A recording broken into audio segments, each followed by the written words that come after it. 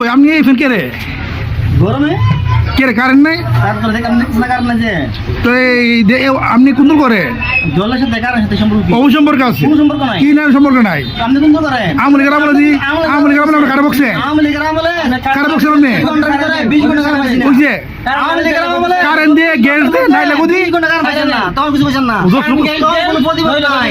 তখন কোনো প্রতিবাদ করছেন না আপনারা। এই হইলো হাম্বার লোক এগুলো হচ্ছে হাম্বার লোক আমাদের টাইমে কারেন্ট থাকে না। এরা হচ্ছে হাম্বার লোক আওয়ামী লীগের সব আসলো না। অনেক ভালো ছিল কারেন্ট ভালো ছিল অনেক ভালো কারেন্ট ছিল আমলি গ্রাম বলে এই হাম্বা আছে তার কারেন্ট নাই হামবা আছে কারেন্ট নাই না। কারেন্ট দে গ্যাস দে নইলে গুদি ছাইরা দে হ্যাঁ। স্লোগান উঠে গেছে গা এটা নির্বাচিত সরকার, অনির্বাচিত সরকার না। এটা নির্বাচিত সরকার। কোনটা কথা না কোনটা নির্বাচিত সরকার। বৈধ আমি কোনটা সরকার। বলছি আমি কাকার কথা কেউ শুনে না। বৈধ সরকার। শুনে না কেউ। বৈধ সরকার।